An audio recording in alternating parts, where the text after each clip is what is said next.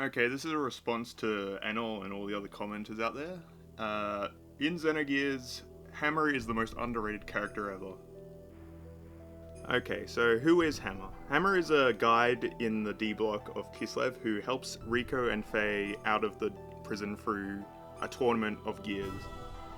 From that point on, he is your main source of information, your merchant, and your supply depot in the middle of war zones and enemy bases when you go into near dungeons in the next parts of the game. Okay, as your supply depot, when you get into a dungeon, whenever you need new gear parts or healing items, it's usually Hammer at that point of the game who will actually sell you this equipment.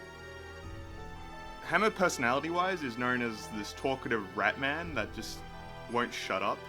He has a bit of a relationship with Faye and usually calls him Big Brother. He also is a bit close to Ellie and they have chats every now and then.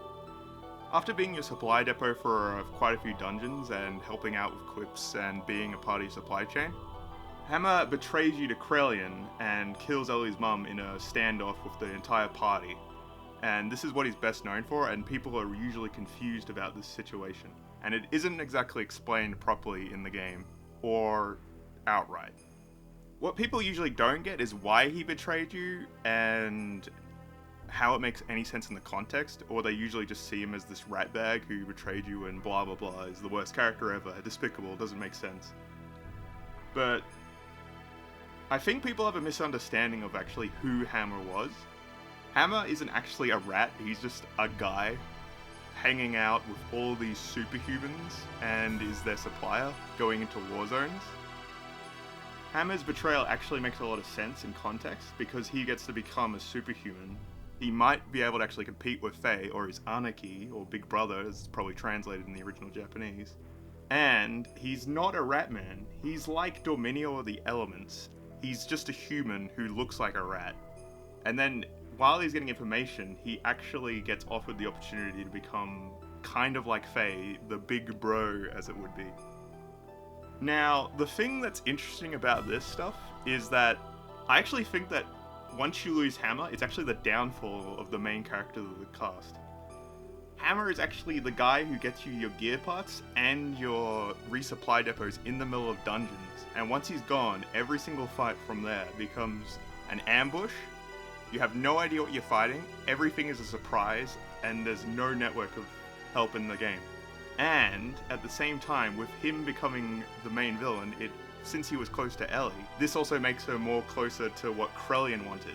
Now, you could say I'm wrong, but then you have to answer the question, why did Krelian pick Hammer to be the one to betray the cast?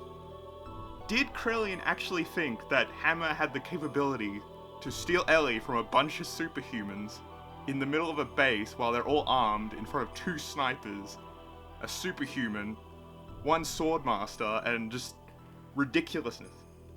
No. What Krelian wanted to do by making Hammer betray was destroy the supply network of the main cast, and from that point on, all the characters got screwed over royally. It's also important to mention that Hammer shoots down Graf, so if he didn't shoot down Graf, Faye would have had to fight the Alpha Vetol, whatever you want to call it, on the ship in the middle part of the game. Yeah, so without Hammer, the entire plot would fall apart, and Miang would have won, and the game would have been over at the halfway point.